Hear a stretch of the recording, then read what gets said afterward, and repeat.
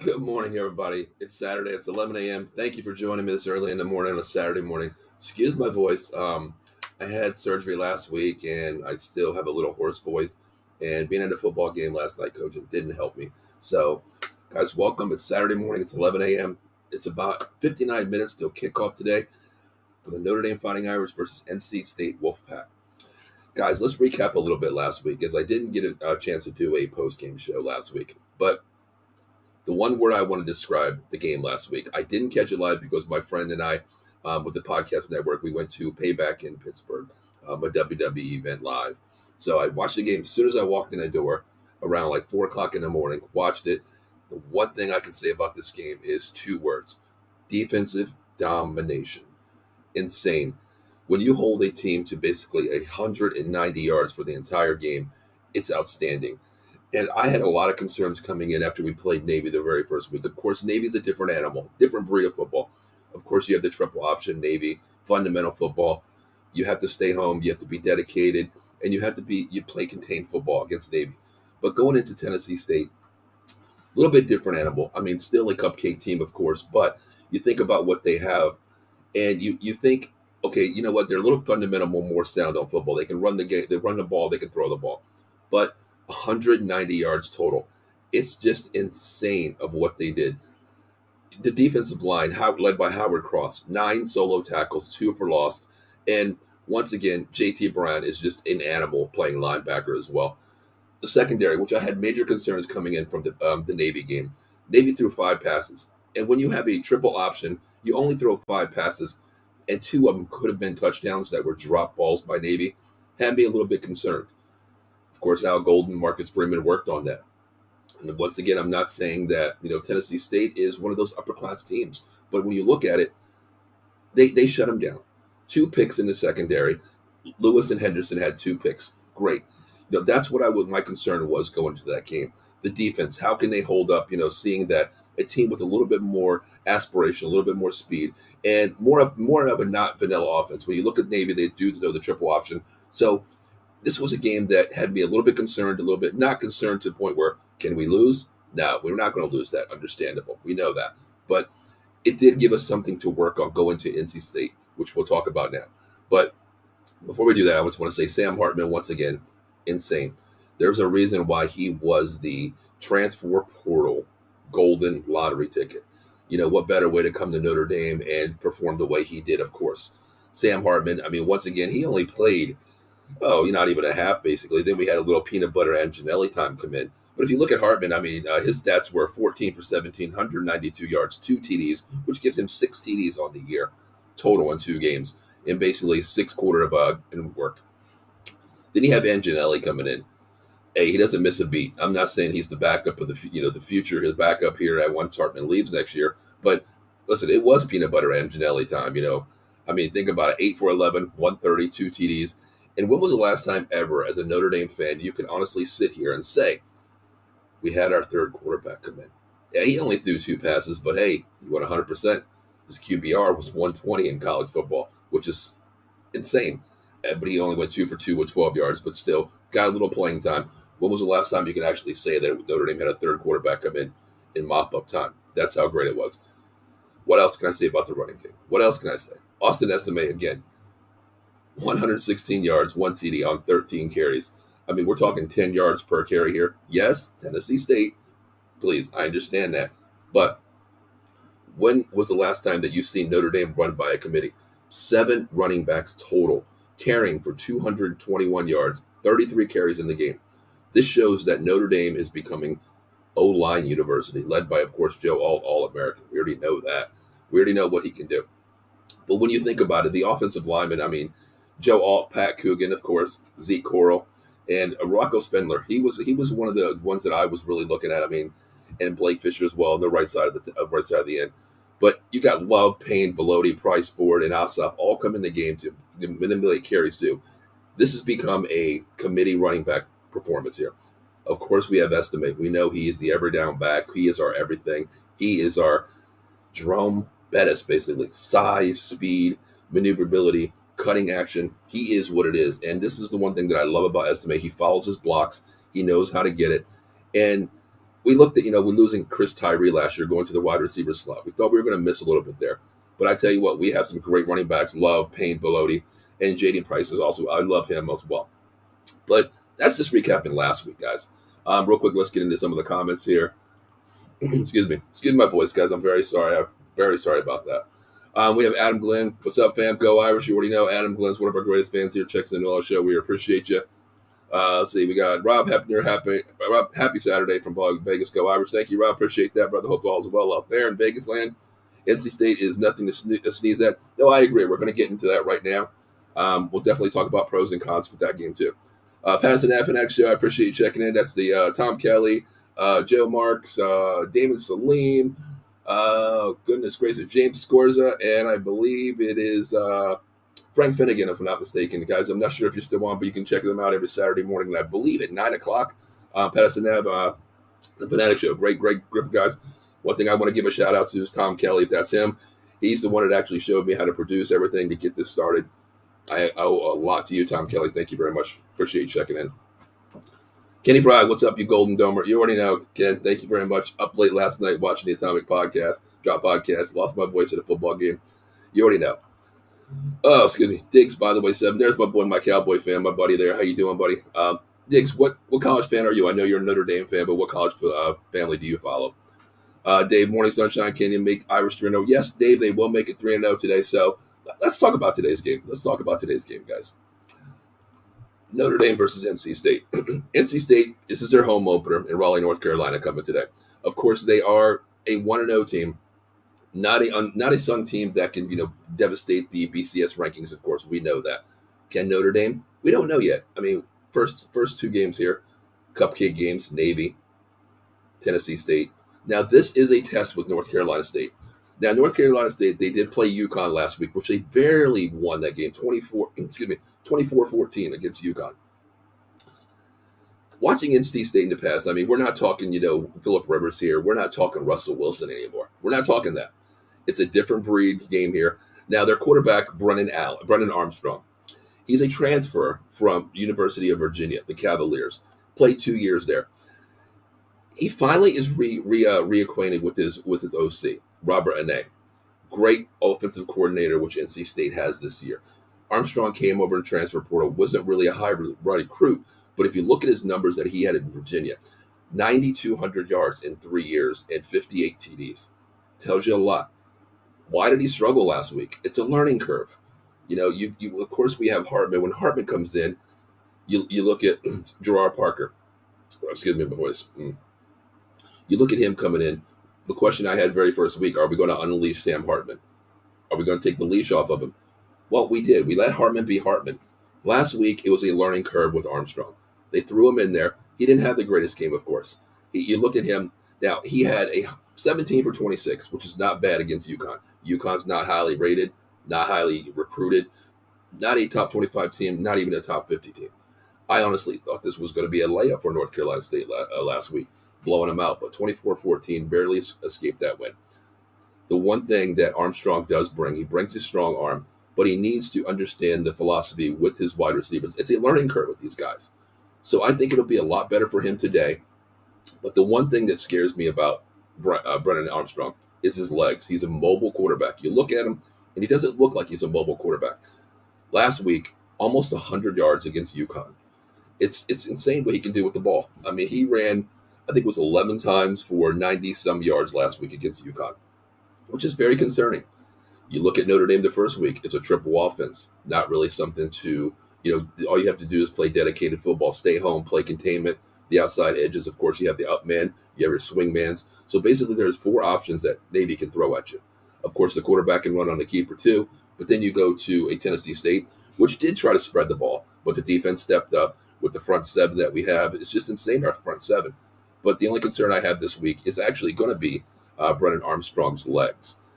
I think he will, throw the ball a little bit more this week. I think he's a pretty accurate quarterback as well. But when you think about his running game, that's what is a little bit concerning to me, of course.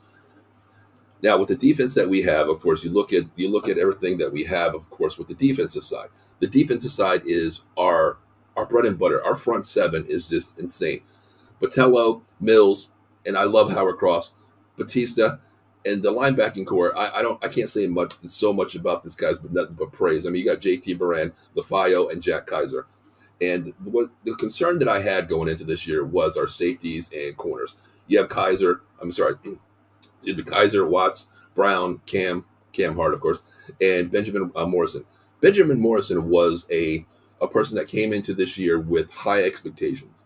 A little bit injured last year, but coming into this year, he was going to be, our shutdown corner. Our going back to a couple years of Julian Love days. That's what he was to me. Of course, we don't have Carlton Hamilton anymore. Going back that even days like that, that's something you miss. A safety that can maintain the field, control any position on the field, and he was the QB of defense. So that's something we don't have. But the safeties that we have now are actually playing. I love Xavier Watts, and I actually love, DJ Brown as well. He's more of a ball controlled hawk, which I love. So I think our defense is solid this year, but this is going to be the test going up against NC State. Now, if you look at NC State, okay, I got started with Brendan Armstrong. Strong arm, new OC. So can he actually gel with his wide receivers this week?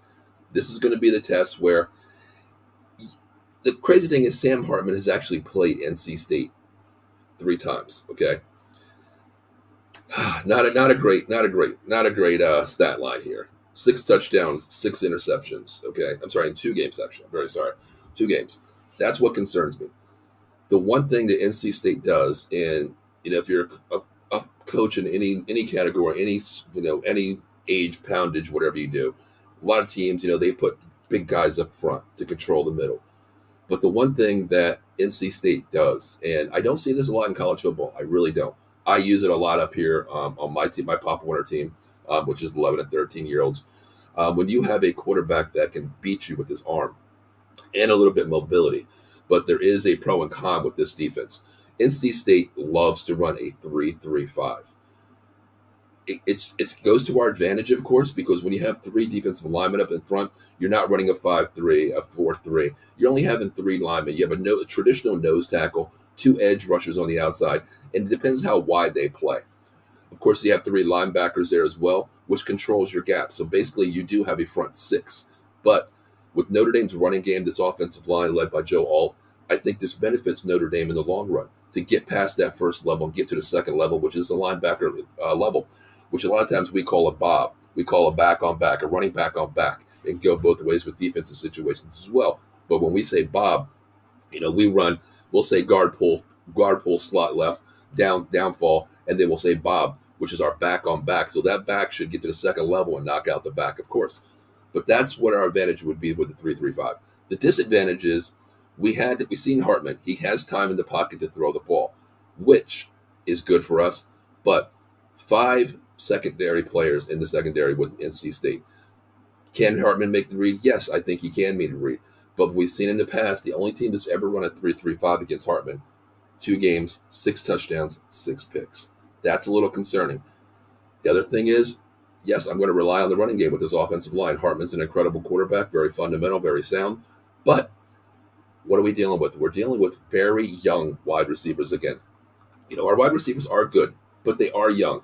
I mean, you have Chris Tyree going back to his natural position from running back to wide receiver, of course. Tobias Merriweather. Then we have Jaden Thomas, who's been leading the way basically with 4 touchdowns, 3 touchdowns total for this year.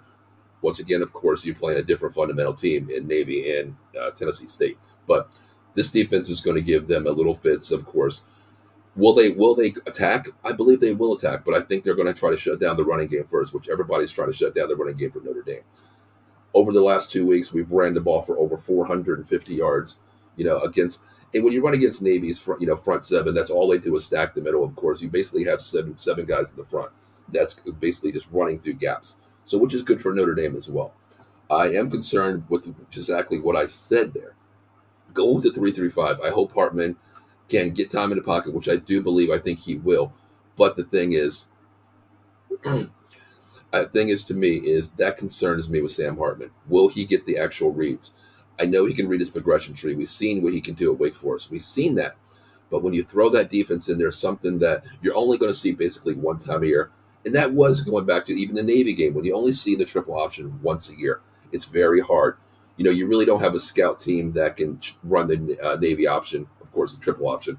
But NC State, I know Golden has, he's probably out there saying, hey Freeman, let's give Sam Hartman a 3-3-5 look. Of course, you can look at it, you can actually do it, but in gameplay is totally different because you know exactly what the keys for Notre Dame are offensive, defensively when you play 11 on 11 with your own inter squad team.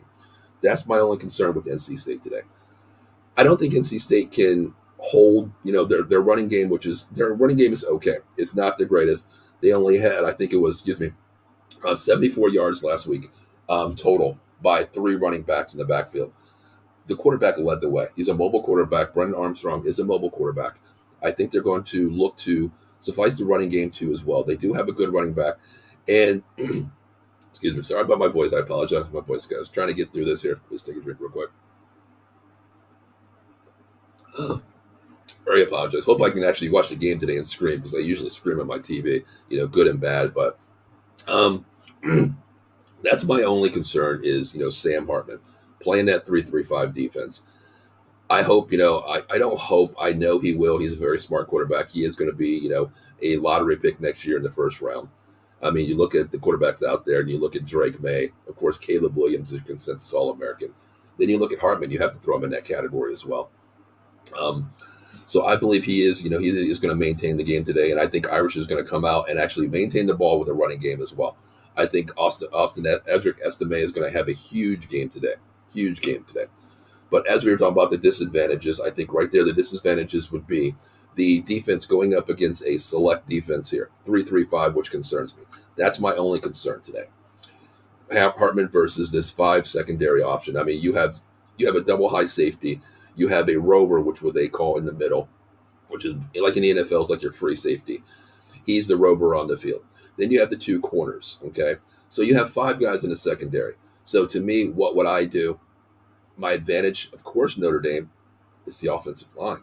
I mean, 1 All-American, possibly 2 All-Americans coming out of this offensive line here by the end of the season. I mean, I think Pat Coogan is one of the best left guards in the game right now. And right next to Joe All, it goes back to the McGinty days where, that offensive line where you just run behind them. Hell, I think I could run maybe 3 or 4 yards a time behind that offensive line. And when you have Audric Estime, built like the bus, that can get outside anywhere. He can bounce out. He can cut the middles. That's the great thing. That's the advantage of Notre Dame. The one other thing I want to say is I don't want to say it's a disadvantage for Notre Dame, but it is concerning the wide receiver depth chart. Okay, we are a speed team.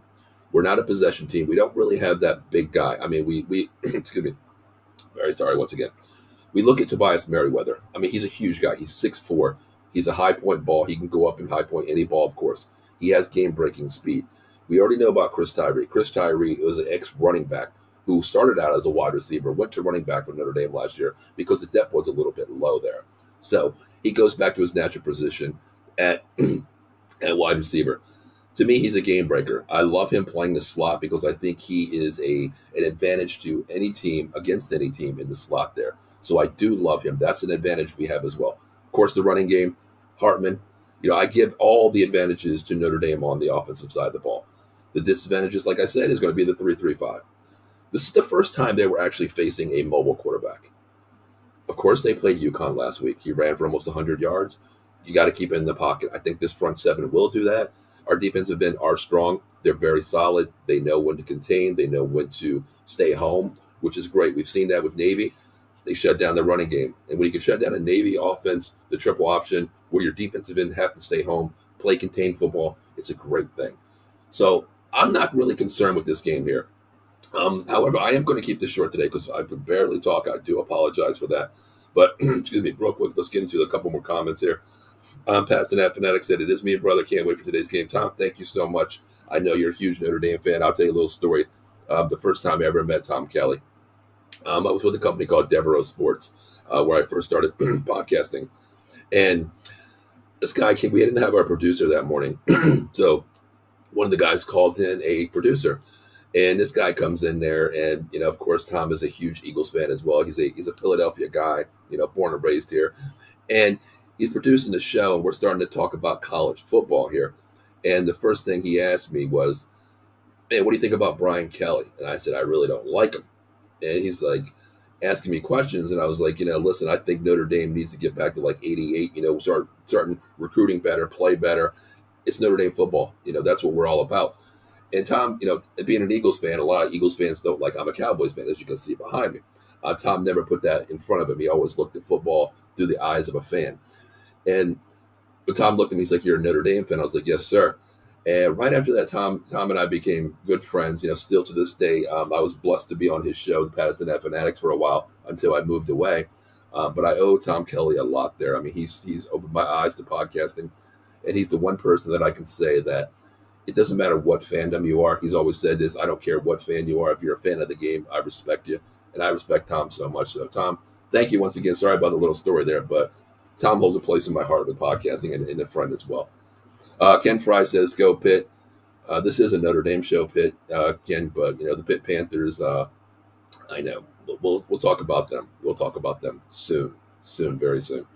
Eileen says, "Go Irish." Of course, Eileen. Thank you so much. Of course, Eileen's one of our greatest fans as well. She's a Notre Dame fan. That's why she's a part of the network here. She's a Notre Dame fan, even though she's a Jets fan. But it is what it is. So, guys, listen, I am going to cut this short today. For everybody out there watching, we have about 13 live viewers right now. I want you guys to please do me a favor. Give me your predictions for this game.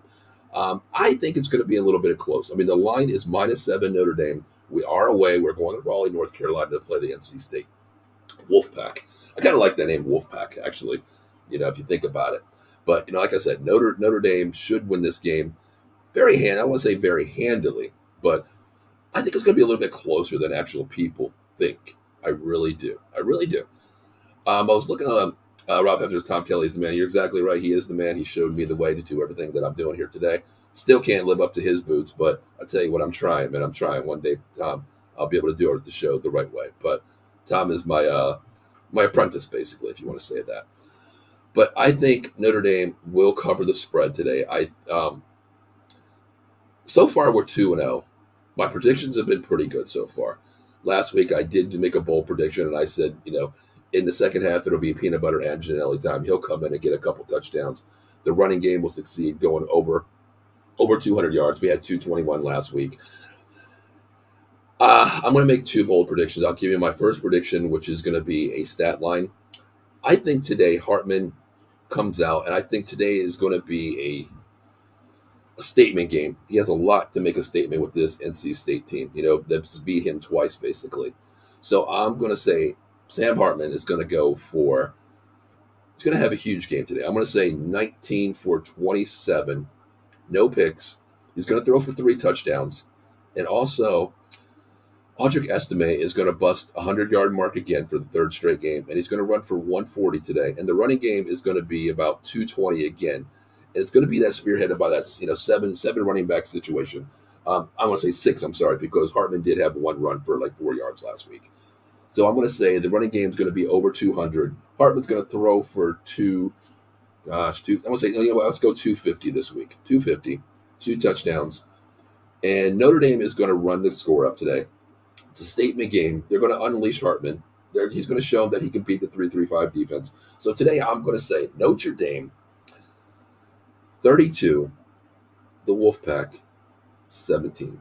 32-17 is my prediction for today's game. We do have one prediction out there. Rob Hefner checking in from Vegas early in the morning at 8:30 in the morning. Rob, appreciate that. Rob says, excuse me, Irish 27-21. Excuse me 1 second. I'm very sorry. If anybody has any solutions for a sore throat, let me know, please. Oh, my God. Rob, I can agree with that. I'm 27-21. It's really going to come down to fundamentals of balling here. I believe in Al Golden's defense. I think he can shut down a mobile quarterback. They're very smart. Al Golden's he's been around the college football atmosphere for years, going back to Miami, going to Temple. He's been around. He knows exactly how to fulfill a defense, especially with Marcus Freeman. He's a very fundamental coach, a team player coach as well. So I think both of them, I'm not worried about the defensive side there. Parker on offense, the OC, he's seen what we can do. We've seen what he can do with Sam Hartman. He unleashes them. So I think it's going to be a good game. I think it's good. Like I said, 33-17 is where I'm going with this game here. So, guys, before we get out of here, excuse me, I'm very sorry about my voice, gentlemen. Very sorry. Before we get out of here, I just want to go over some things here. Monkey Cold Coffee. If you guys are coffee drinkers, please reach out to them. We have a promo code OOTB Sports at monkeycoldcoffee.com. It's the best evolved and flavor-infused coffee. Bourbon chocolate chip, toasted coconut rum, and the newest brand they have is Samaritan Blend. I haven't had the Samaritan Blend. I love the bourbon chocolate chip. It's one of my favorites. I usually drink maybe one or two a week. So I don't drink a lot of it, but I tell you, it's the best coffee for your coffee lovers out there. Christmas is coming up as well. So make sure you use promo code OOTB Sports at the register at monkeycoldcoffee.com. They do have a lot of swag, coffee cups, t-shirts, thermal mugs, a cold brew diffuser, K-cups, you name it, they got it. And guys, also, you already know Christmas is coming up. Birthdays are coming up. You're a sports fan or you know someone that's a sports fan, and they don't even have to be a sports fan.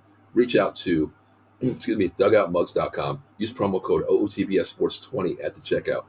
I just ordered one myself, and I ordered a custom one, OOTBS out-of-the-box sports entertainment mug for myself. Gift to myself. Of course, I deserve it. So I ordered it myself. And of course, you already know I use promo code OOTB Sports 20 at the register. So if you're a baseball fan, NFL fan, NBA fan, NHL, you name it, NCAA, football, even volleyball, whatever, custom mug, order it. Make sure you use promo code OOTBS Sports 20. That's 20% off at dugoutmugs.com. Last but not least, if you have any illegal adventures that you need help with, give my friend a call. I've worked with him over 15 years. I actually still work with him. I don't work in the office. I work in the Pittsburgh vicinity. I work from home with him. You can give Jason Fine a call, attorney at Big Al, at 1-800-HURT-123. Motor vehicle accidents, slip and fall, workman's comps, personal injury claims.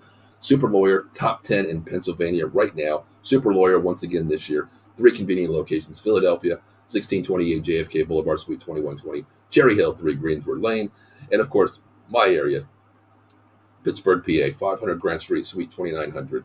So that is our sponsor there. If you need any legal help, please call 1-800-HURT-123 and tell them that Out of the Box sent you, of course.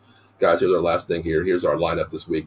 We have something for everybody. We do have Sunday shows as well. On Monday, we have Joystick Junkies, Sully Squad talking all Philadelphia sports. We have a Giants show, the Big Blue Power Hour. Tuesdays, we have the Washington Commander show and extra innings all about the MLB. Wednesdays, all New York Mets fans, we got you covered. The Batcave, Fuji's Philly Flair, give me the best interviews in the tri-state area. Of course, College Football Frenzy. I love college football. Today, I will be watching sports from 12 to probably midnight tonight. I do not leave the house. My favorite day, and plus NFL season's back tomorrow. So College Football Frenzy, great show. Myself and Bill Furman run that every week. Of course, Bill was not home this week. He's in Italy. Bill, safe travels up there. Stay safe in Italy out there.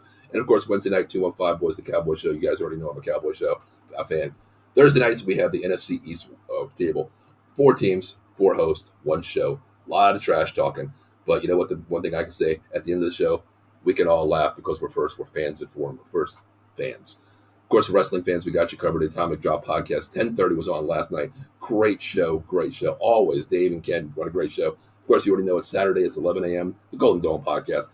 And tonight, we will be debuting a new show, Silver and Black Layer, right before the Raiders play tomorrow. The Ponies, as Ken calls them, the Denver Broncos. Stay tuned tonight. And the time now is 9 p.m. I will put that on the update there. Silver and Black Layer, and he will talk about L.A. Kings. Silver and Black Layer is back, okay? For those of you who remember, Ken Fry and actually Rob Hefner used to do the Vegas sports scene. Rob actually stepped down, so Ken was running it. But Ken is not a Golden Knights fan, so decided to change it there and talk about the 2 best things that he loves. His family, food, and Monkey Cold Coffee, and of course the L.A. Raiders and L.A. Kings. Once a month, we do have the Old School Show. Next episode coming, the date will be set. It'll be an NFL show. If you're a Cowboys fan or you're a Niners fan, it'll be about the Cowboys and Niners dynasty of the 90s. You guys remember that? I'm old. I remember. I lived through it. Best times to be a Cowboy fan was the 90s. So, what better way to do the show with Joe Sullivan and myself coming up. And Dave Yarnell will be on that show as well. So, gentlemen, I really appreciate you guys tuning in today on a Saturday morning. It's about 30 minutes to kick off. I have to go downstairs, walk my dog real quick, put on my jersey, and you already know it is time for Notre Dame football. So as you see up top, it says, "Let's go Irish." And guys, are you ready? And I'll be back a little bit later today to give you a post-game show after Notre Dame becomes 3-0 and defeats the Wolfpack. And it's going to be 33-17, like I said. So, guys, as for myself, Paul Spencer, I apologize for my voice very much. Last comment of the day, appreciate it. Great show, Paul. Still follow all the shows. Rob, I appreciate that. We're friends and foremost, number one, man. I started this network about 17 months ago, with one person. I asked you to come aboard. No matter what, man, you're still part of the network. You're a good family member to us, and I appreciate you always checking in. Great following. I appreciate that. And excuse me. Very sorry. Oh my God. I gotta look up some solutions for some damn throat things here, because I tell you, it's kind of bad for me. But last Fry, Ken says sounds good. Of course, like I think Ken's talking about the food, or I don't know what he's really referring to, but he says sounds good. Um, but guys, are you guys ready to get out of here? Because I am 100% ready to get out of here, and we will see you right around the post game, and that'll be let's say about 4 o'clock. I'll be back on talking to you guys. Okay, I'll see you guys later. Give me 1 second here. For some reason here. All right, there we go. I'm very sorry. I'm losing it here with my voice and everything. I don't know what I'm doing right now. All right, so guys, I will be back around 4 o'clock after celebrating a Notre Dame victory, of course. Go Irish. Thank you, everybody, for checking in. I greatly appreciate it. And I will see you around 4 o'clock. Till then, have a great day, and let's go Irish.